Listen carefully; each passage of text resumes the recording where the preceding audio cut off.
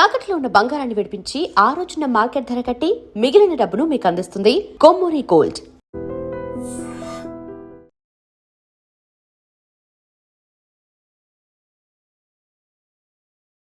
నమస్తే, welcome to I dream. నా పేరు వలి. పశ్చిమాసియాలో ఉద్రిక్తత అంతకంతకు పెరుగుతూనే ఉంది. 2 వారాలు అవుతుంది యుద్ధం ప్రారంభమై, కానీ ఎప్పుడు ముగుస్తుందో తెలియనటువంటి సిచ్యువేషన్ కనిపిస్తుంది. ఇక భవిష్యత్ పరిణామాలు ఏ విధంగా ఉంటాయి, ఇక ఎన్ని రోజులు ఇలాంటి పరిస్థితి ఉంటుంది, దీని ప్రభావం ఏ దేశాల మీద ఎలా ఉంటుంది, ఇవన్నీ కూడా క్లియర్గా మనం తెలుసుకునే ప్రయత్నం చేద్దాం. ప్రస్తుతం నాతో పాటు ఉన్నారు మేజర్ శ్రీనివాస్ గారు, రిటైర్డ్ ఆర్మీ ఆఫీసర్. సార్తో మాట్లాడదాం. సార్ నమస్కారం. నమస్కారం అండి. సార్, పశ్చిమాసియా అట్టుడిగిపోతోంది. అవును. ఒక నిప్పుల కుంపటిని తలపిస్తోంది. అవును. సో చాలా దేశాలు కూడా ఎఫెక్ట్ అవుతున్నటువంటి సిచ్యువేషన్ మనం చూస్తున్నాం.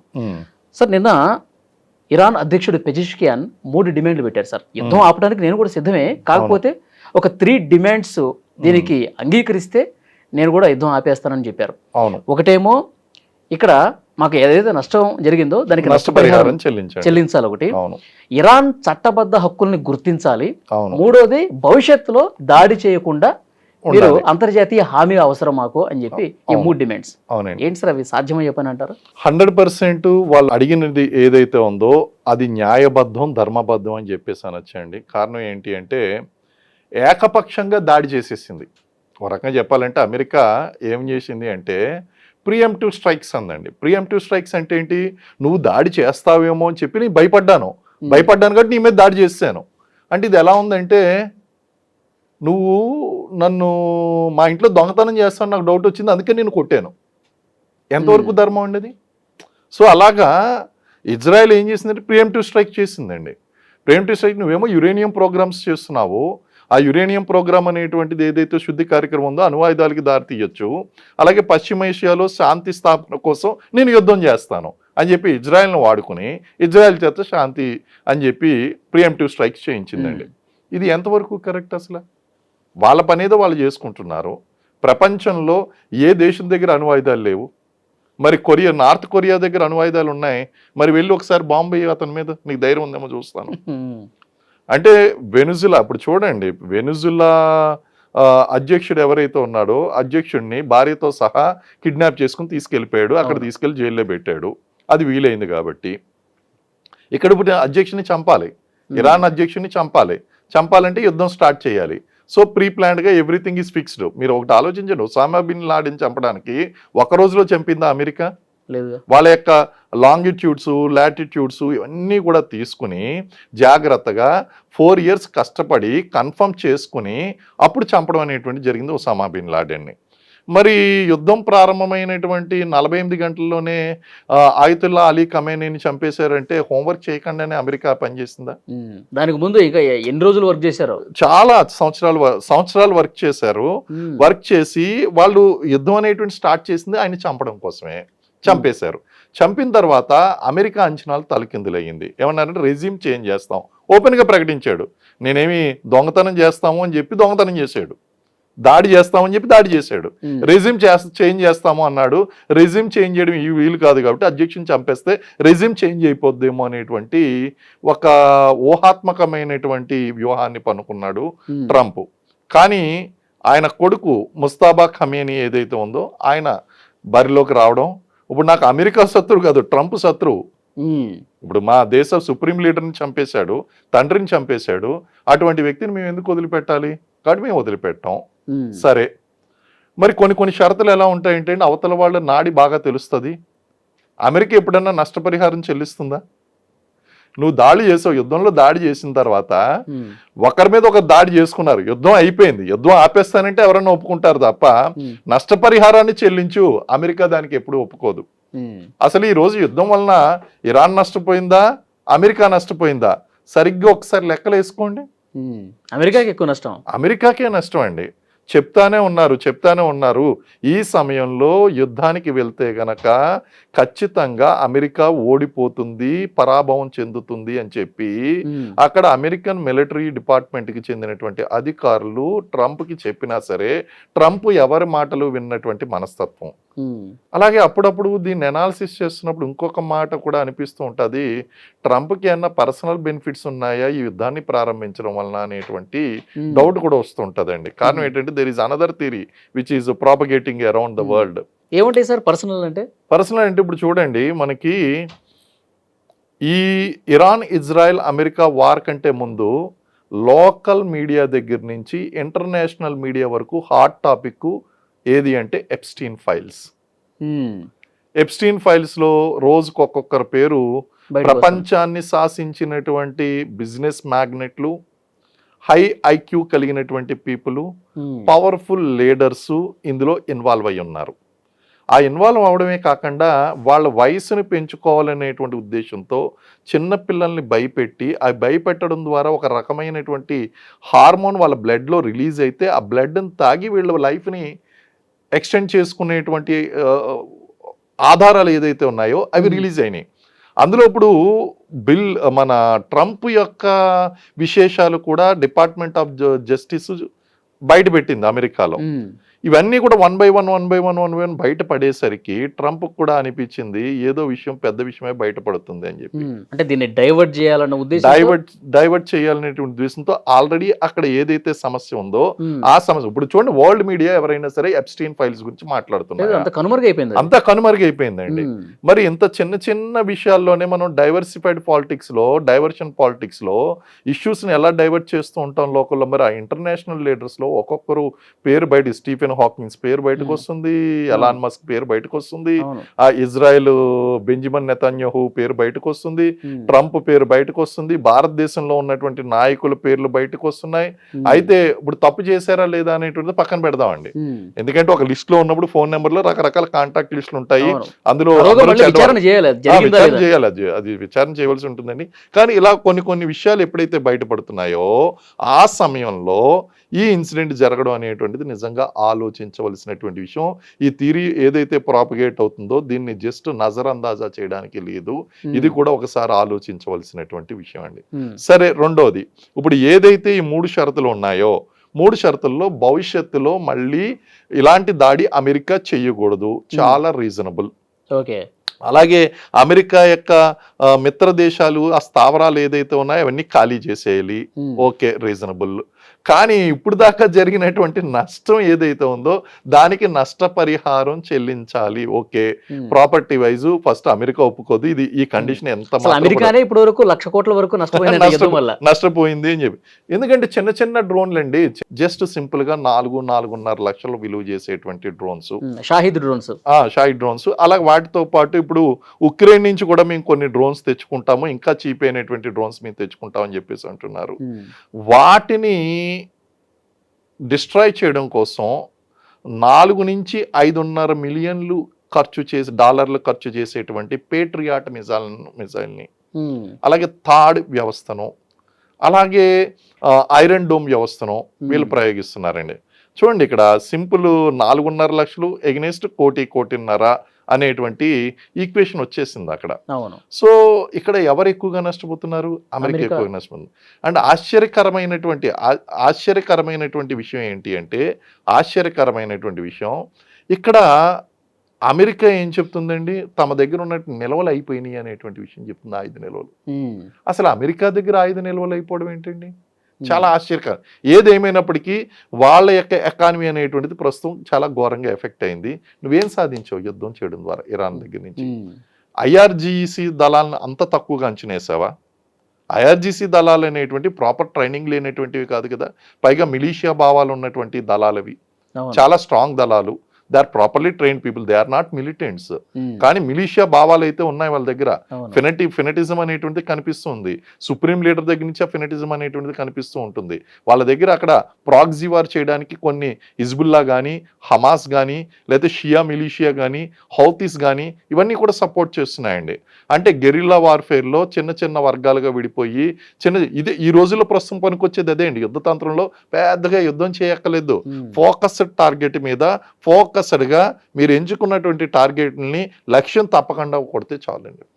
అలాగే జాగ్రఫికల్ అడ్వాంటేజ్ కూడా బాగా కలిసి వచ్చింది ఇరాన్కి. ఇరాన్ ఓడించడం అంత ఈజీ కాదు. ఈరోజు హార్ముజ్ జలసంధిని దిగ్బంధనం చేసిందండి.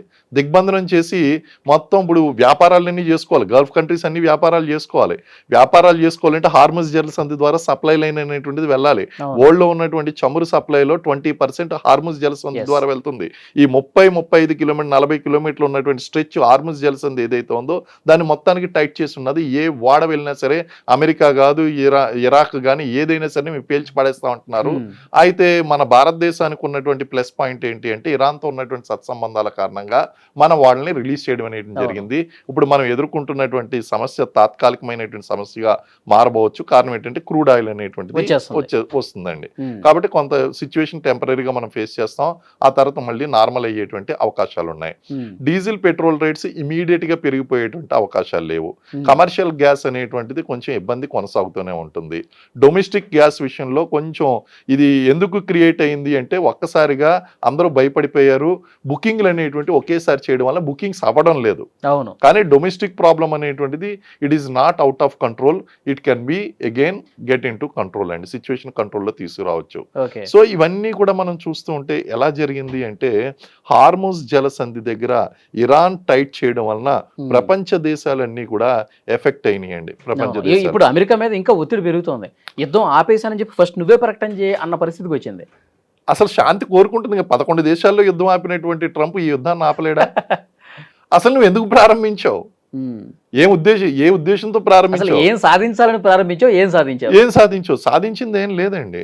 అక్కడ ముస్తఫా ఖమేనీ ఎప్పుడైతే వచ్చాడో ఆయతుల్లా అలీ ఖమేనీ చనిపోయిందో సేమ్ ఐడియాలజీ కంటిన్యూ అవుతుంది, సేమ్ రెజ్యూమ్ కంటిన్యూ అవుతుంది. నువ్వేం రెజ్యూమ్ చేంజ్ చేసావు? అక్కడ ఇరాన్ లో నిజంగా గుండె మీద తీవ్రమైనటువంటి గాయమైన పరిస్థితి. ఎందుకంటే ముస్తఫా తండ్రి కోల్పోయారు, కుటుంబ సభ్యులు కుటుంబ సభ్యులు కుమారుని కూడా కోల్పోయినటువంటి పరిస్థితి. ఇతను ఒక్కడే మిగిలినట్టున్నాడు కుటుంబంలో. సో అంటే ఇంకా అది ఆ పగ రగులుతూనే ఉంటుంది కదా సార్. ఇప్పటికిప్పుడు యుద్ధం ఆపేసినా ఇది ట్రంప్కి భవిష్యత్తులో ఏమైనా ఎఫెక్ట్ అయ్యే పరిస్థితి అంటారా? అది యుద్ధం ఆపే కండిషన్స్ కాదండి. పెజిష్కియాన్ పెట్టినటువంటి ఆ కండిషన్స్ చూస్తే నష్టపరిహారం చెల్లించాలి. అమెరికా తల ఉంచుతుందా? ఎక్కడన్నా తల ఒగ్గి నా తప్పు అయిపోయింది, ఇదిగో నష్టపరిహారం చెల్లించడం అంటే తప్పు అయిందని ఒప్పుకోవడమే కదా. అవును, conditions not acceptable by the USA. అది ఎట్టి పరిస్థితిలో యాక్సెప్ట్ చెయ్యదు. ఆ పెజిష్కియానికి వీళ్ళకి అన్న చర్చలు జరిగి ఆ కండిషన్ ఏమన్నా పక్కన పెడితే ఆ కండిషను భవిష్యత్తులో నేను దాడి చేయను, దానికి కూడా అన్కండిషనల్ ఉండదు. దానికి మళ్ళీ కండిషన్స్ ఉంటాయి. అన్కండిషనల్ గా నేను దాడి చేయను అని చెప్పదు. దానికి మళ్ళీ కండిషన్స్ పెడుతుంది. నువ్వు న్యూక్లియర్ ప్రోగ్రామ్ కనుక నువ్వు చేసిన. అలాగే గాల్ఫ్ లో ఉన్నటువంటి 5th ఫ్లీట్ ఏదైతే ఉందో ఈ 5th ఫ్లీట్ దాదాపు 21 కంట్రీస్ని ఏం చేస్తుందంటే కంట్రోల్ చేస్తుందండి. ఇది ఇరాన్ని కంట్రోల్, ఇరాక్ గురించి అని చెప్పేసి తీసుకొచ్చారు. ఇరాక్ వారు తీసుకొచ్చినప్పుడు 1995లో 5th ఫ్లీట్లో ఒక ఎయిర్ క్రాఫ్ట్ క్యారియర్తో పాటు 40 వెజల్స్ అండి. 40 వెజల్స్ ఉన్నాయి. 20 నుంచి 25 వేల మంది సోల్జర్స్, అమెరికన్ సోల్జర్స్ అక్కడ ఇన్వాల్వ్ అయి ఉన్నారు. అక్కడ ఎయిర్ బేసెస్ ఉన్నాయి, కమాండ్ అండ్ కంట్రోల్ సెంటర్ ఉంది, వాళ్ళ యొక్క ఇంటెలిజెన్స్ నెట్వర్క్ అంతా పనిచేస్తుంది. ఇవన్నీ కూడా పనిచేస్తున్నటువంటి ఆ యొక్క ప్లేసెస్ అన్ని విత్డ్రా చేయడం అంటే మధ్యప్రాచ్యం మీద అమెరికా యొక్క కంట్రోల్ విత్డ్రా చేసుకున్నట్టే. యాక్సెప్ట్ చేయడండి, యాక్సెప్ట్ చేయడు. వీళ్ళు కొడతానే ఉంటారు దాన్ని. చాలా ఘోరమైనటువంటి దాడులు చేస్తూ ఉంటారు. ఇరాన్ యొక్క ఆయిల్ రిఫైనరీ మీద ఇప్పుడు కొట్టడం అనేటువంటిది చాలా తీవ్రంగా పరిగణించడం జరిగింది. ఈ రోజు మార్నింగ్ కూడా ఆర్మీ కమాండర్ ఏం చేశాడు అంటే ఆయన తీవ్రమైనటువంటి హెచ్చరిక జారీ చేశాడు. మీరు గనక దాడులు ఆపకపోయినట్లయితే, దాడులు చేసినట్లయితే చాలా మా యొక్క వ్యతిరేకత ఏదైతే ఉందో, ప్రతి దాడులు ఏదైతే ఉంటాయో అవి చాలా తీవ్రంగా ఉంటాయి అనేటువంటి విషయం సంసిద్ధంగా ఉండండి అన్నాడు. ఒకటైతే చెప్పగలమండి, ఇది యుద్ధం ప్రారంభమైనటువంటి రోజునే నేను చెప్పాను ఇది దీర్ఘకాలం కొనసాగుతుంది. ఒక రష్యా ఉక్రెయిన్ వార్ లాగా ఇది దీర్ఘకాలికంగా వెళ్ళేటువంటి అవకాశం ఉంది తప్ప రోజుల్లో ఆగిపోయావు. ఈయన ఏదో 5 రోజుల్లో ఆపేస్తాను, 4 వారాల్లో ఆపేస్తాను, ఇవన్నీ కళ్ళబొల్లి మాటలండి. ఆయనకి ఆపే కెపాసిటీ అనేటువంటిది లేదు. కారణం ఏంటి అంటే ఒక్కసారి ప్రారంభించాడు, నువ్వు కొట్టేసిందంతా కొట్టేసిన తర్వాత ప్రతి దాడులు వచ్చేటువంటి సమయంకి వచ్చేసి నేను ఆపేస్తానంటే అక్కడ వినేటువంటి వాళ్ళు ఎవరున్నారండి? అసలు ఫస్ట్ ప్రియంప్టివ్ స్ట్రైక్ అనేటువంటిదే చేయకూడదు. నువ్వు ప్రియంప్టివ్ స్ట్రైక్ అంటే ప్రపంచంలో కల్లా పెద్దన్న నేను అమెరికాని, నేను అన్ని సంస్థలు నా చేతిలో ఉన్నాయి, నేను ఏదైనా చేస్తాను అని చెప్పేసి గతంలో చేసింది. అమెరికా గతంలో చేసిందండి. దాదాపు 20-25 దేశాలలో పరిపాలన మార్చింది, రెజిమ్ మార్చేసింది. అలాగే 70-75 దేశాల ప్రజాస్వామిక ఎన్నికల్లో అసలు ఏ అధికారంతో ప్రతి దేశానికి సార్వభౌమ అధికారం ఉంది. అవును. అంతర్జాతీయ సంస్థల యొక్క నియమాలు ఉన్నాయి. ఆ నియమాలను ఉల్లంఘించి అంతర్జాతీయ సంస్థలన్నింటినీ యుఎన్ఓతో సహా నీ గుప్పిట్లో పెట్టుకుని నువ్వు ఈరోజు ప్రపంచ దేశాలకి నేను బిగ్ బాస్గా నేను కంటిన్యూ అవుతాను, వీళ్ళకి పెద్దనగా కంటిన్యూ అవుతాను అని చెప్పి రౌడీయిజం చేస్తే దాన్ని ప్రశ్నించకపోయినా ఈ కర్మ అనేటువంటిది ఏదైతే ఉందో దాని యొక్క కర్మ ఫలితం ఏదైతే ఉందో అది ఖచ్చితంగా ఏ రోజుకన్నా సరే అమెరికాకి వ్యతిరేకంగానే తయారవుతుంది. ఇరాన్ లాంటి దేశాలు ఇంకొక 2-3 దేశాలు తయారైనవి అంటే వాళ్ళకి బుద్ధి రావడం అనేటువంటిది గ్యారంటీ. ఇంకే దేశంలోనే ఇన్వాల్వ్ కావడం అనేటువంటిది జరగదు. ఎందుకంటే ఇప్పుడు చాలా ఘోరమైనటువంటి పరిస్థితులు భవిష్యత్ ఎన్నికల మీద ఈ ట్రంప్ పార్టీ మీద కూడా ఇది ప్రభావం చూపించేటువంటి అవకాశం ఉందండి ఖచ్చితంగా. సరే, అంచనా వేయటంలో ఎందుకు విఫలమైంది అమెరికా? వాళ్ళకి అతిపెద్ద ఇంటెలిజెన్స్ వ్యవస్థ ఉంటుంది. ఒకవేళ యుద్ధం స్టార్ట్ చేస్తే దాని పర్యవసనాలు ఏ విధంగా ఉంటాయో 1-2 సార్లు మీరు ఎంతమంది అన్నారు సంవత్సరాలుగా వాళ్ళు గురిపెట్టి ఫిబ్రవరి 28వ తారీఖు కొట్టారు అని చెప్పేసి అన్నారు. మరి ఎందుకు అంచనా వేయడంలో విఫలమయ్యారా, లేకపోతే ఏదైతే అదైందని చెప్పి గుడ్డిగా పోయారా? అంచనా వేయడంలో విఫలం అవ్వలేదండి, హెచ్చరిస్తూనే ఉన్నాయి. అతని యొక్క నిఘా వర్గాలు కానీ మిలిటరీ వర్గాలు కానీ వద్దు యుద్ధం వద్దు అనే హెచ్చరిస్తూ ఉన్నాయి. ట్రంప్ యొక్క వ్యక్తిత్వం ఎలాంటిదంటే ఒక్కసారి డిసైడ్ అయ్యాడంటే ఆయన యొక్క ఆలోచనలకు అనుగుణంగా వీళ్ళు ప్రవర్తించవలసి ఉంటుంది తప్ప వీళ్ళ యొక్క సలహాలు సూచనలకు అనుగుణంగా ట్రంప్ ఎప్పుడు కూడా యాక్షన్స్ తీసుకోడండి. ఫస్ట్ ఆయన డిసైడ్ అయిపోతాడు. డిసైడ్ అయిపోయిన తర్వాత ఒక స్టేట్మెంట్ ఫస్ట్ ఇచ్చేస్తాడు as N president of America. ఆ తర్వాత దాన్ని వాస్తవం చేయడం కోసం దాన్ని ప్రూవ్ చేయడం కోసం వెనకాల ఉన్న వాళ్ళు కష్టపడతారండి. కానీ గతంలో ఎలా ఉండేదంటే ఏదైనా అమెరికన్ ప్రెసిడెంట్ నోటంట ఒక మాట వచ్చింది అంటే ఎంతో ఆచితూచి వాళ్ళ సలహాలు సూచనలు ఇచ్చి ఈ మాట మాట్లాడండి ఇది వాస్తవం వద్దని చెప్పి వీళ్ళ యొక్క సలహాలు సూచనలు పాటించడం. ట్రంప్ అలాంటి వ్యక్తి కాదు. ట్రంప్ యొక్క నేచర్ ఏంటి అంటే కొంచెం చాలా మూర్ఖత్వంగా వెళ్తాడు అని మనం చెప్పాలి. ఎవరు ఏ దేశం మీద అన్నా సరే టారిఫ్లు విధించాలన్నా అది మిత్ర దేశమా లేకపోతే శత్రు దేశమా, దీర్ఘకాలికంగా ఎలాంటి ప్రభావం పడబోతుంది, అమెరికా భవిష్యత్తు మీద దీర్ఘకాలికంగా ఎలాంటి ప్రభావం పడబోతుంది అనేటువంటి ఆలోచించేటువంటి వ్యక్తి కాదు ట్రంప్. ఆయన మైండ్ సెట్ అంతా ఇప్పుడు 4 ఏళ్లలో నాది ఇంకా 3 years లో అయిపోతుంది, తర్వాత నాకు ఇంకోసారి ఛాన్స్ కూడా లేదని తెలిసినా సరే మూర్ఖంగా ప్రయత్నించేటువంటి వ్యక్తి. ఛాన్స్ లేదు కాబట్టి నా ఇష్టం ఏదైనా చేసుకుంటాను, అవసరమైతే రాజ్యాంగాన్ని మార్చి ఆ అమెండ్మెంట్ మార్చి 3వ కూడా అవ్వచ్చు, అమెరికా ప్రజలు కోరుకుంటే అనేటువంటిది కూడా తీసుకురావాలని ప్రయత్నించినటువంటి ఇవన్నీ కూడా చూస్తే కొంచెం మూర్ఖత్వంగా ఉందని ఆయన వచ్చిన ఆలోచన విధానం. కాబట్టి అమెరికా అధ్యక్ష పదవి ఆలోచన అనేటువంటిది ఒక పక్కన పెడితే ట్రంప్ ఆలోచన అనేటువంటిది ఒక పక్కన పెడితే ఈ రెండింటికి మిస్ మ్యాచ్ ఉన్నదండి. ఎందుకంటే అమెరికా అధ్యక్షుడు కూడా చాలా సంయమనం పాటించాలి. ఎందుకంటే ప్రపంచ దేశాలన్నీ అమెరికా వైపు చూస్తున్నాయి. మరి నువ్వు పెద్దన పాత్ర పోషించాలంటే ఆ మెచ్యూరిటీ చూపించాలి కదా. చాలా విషయాల్లో ఇమ్మెచ్యూరిటీ చూపించాడండి.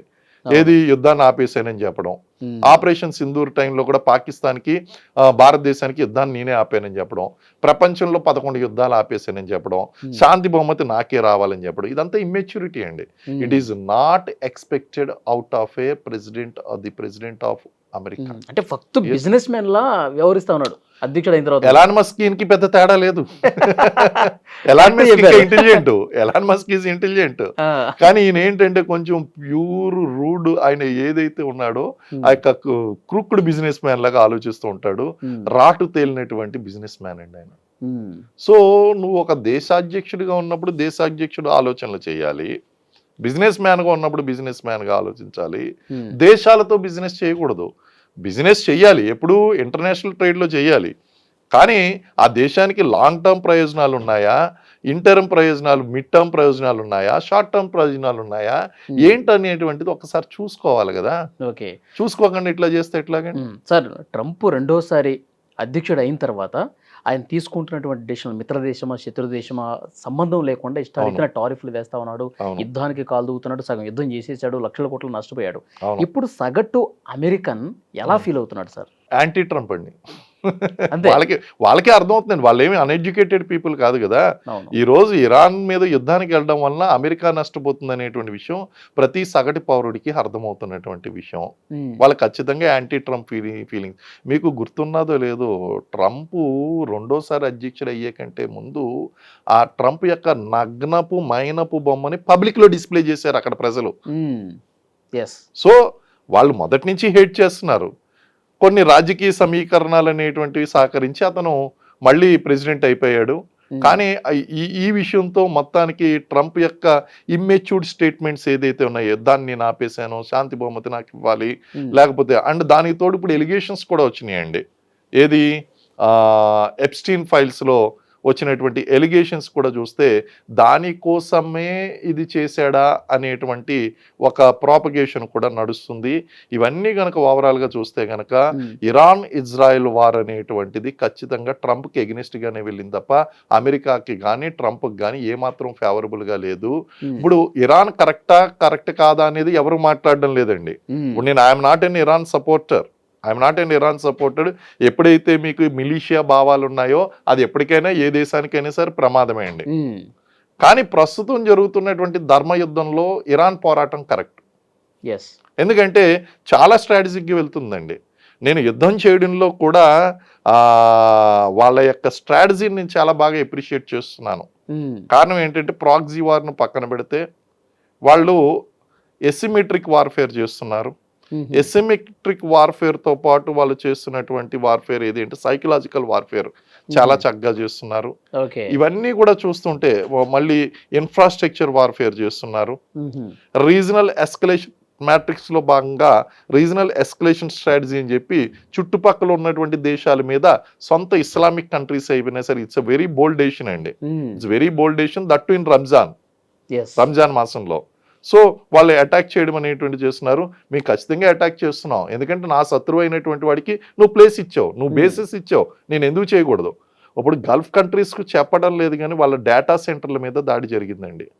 ఇంటర్నెట్ ఎప్పుడు ఆగిపోద్దో తెలియదు. ఇండియాకు కూడా ఇంటర్నెట్ ఎప్పుడు ఆగిపోద్దో తెలియదు. ఎందుకంటే ఇప్పుడు ఇరాన్ ఏం చేస్తుంది అంటే అక్కడ మైన్స్ పెడుతుందండి. మైన్స్ అనేటువంటి సాధారణంగా భూమిలో పెడతారు. ఇప్పుడు సీ మైన్స్, మెరైన్ మైన్స్ అనేటువంటిది పెట్టడం వలన అది కేవలం శబ్ద తరంగాలతో పేలిపోద్దండి. ఇప్పుడు ఈ పెద్ద పెద్ద ఇంటర్నెట్ అనేటువంటిది ప్రపంచానికి కనెక్ట్ చేసామంటే ఈ మహాసముద్రాల లోపల ఇంతటి లావ్ అయినటువంటి పైపులు ఏదైతే ఉన్నాయో వాటి ద్వారా మనం ఆప్టికల్ ఫైబర్ అనేటువంటిది పంపించామో ఇంటర్నెట్ కేబుల్స్ అనేటువంటి రన్ అవుతున్నాయి. వాటిని అప్పుడప్పుడు జంతువులు అనేటువంటివి పాడు చేస్తూ ఉంటాయి. సముద్ర చేపలు ఇవన్నీ కూడా పెద్ద పెద్ద జంతువులు. అలాగే వాటిని ఫ్రీక్వెంట్గా మెయింటైన్ చేయవలసినటువంటి అవసరం ఉంటుందండి. ఈ డీప్ సీ డైవర్స్ ఎవరైతే ఉంటారో వాళ్ళు మెయింటైన్ చేయడానికి అందులోకి వెళ్తూ ఉంటారు. ఇప్పుడు రెండు కారణాలుగా ఇంటర్నెట్ సర్వీసెస్ అనేటువంటి ఆగిపోవచ్చు. ఇంటర్నెట్ సర్వీసెస్ ఆగిపోయిందంటే బిజినెస్ సైకిల్ ఆగిపోతుందండి.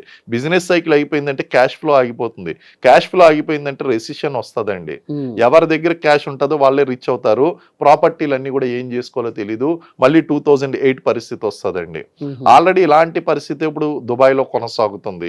సో యుద్ధం అనుకున్నంత ఈజీగా లేదు. యుద్ధం అనేటువంటిది అనుకున్నంత ఈజీగా లేదు. ఇది చాలా ఘోరమైనటువంటి రూపం దాల్చింది. ఇరాన్ అనేటువంటి చాలా స్ట్రాటజిక్గా వెళ్తుందండి. యుద్ధ తంత్రంలో వాళ్ళకే ఓటేస్తాను. అమెరికా అనేటువంటిది ప్రజెంట్ చేస్తున్నటువంటి టెక్నాలజికల్గా ఎంత హైగా ఉన్నప్పటికీ, లేకపోతే మీరు వేరే వేరే వ్యూహాలు ఉపయోగించినప్పటికీ చిన్న దేశమైనటువంటి ఇరాన్ చేతిలో ఓడిపోయింది. ఇది ప్రస్తుతానికి విజయం ఎవరిది పై చెయ్యి అంటే ఖచ్చితంగా ఇరాన్దే పై చెయ్యి అంటాను నేను. చూద్దాం సార్ నెక్స్ట్ ఎలా ఉండబోతుందో. 3 డిమాండ్స్ అయితే పెట్టారు. వాటికి ఎట్టి పరిస్థితుల్లో మళ్ళీ ఆ డిమాండ్స్ని ఏమైనా సడలిస్తే తప్ప ఒప్పుకునే పరిస్థితి అయితే మీరు చెప్పినట్టు క్లియర్గా కనిపిస్తోంది. సో చూద్దాం ట్రంప్ డెసిషన్స్ ఏ విధంగా ఉంటాయి. Thank you very much. Thank you very much.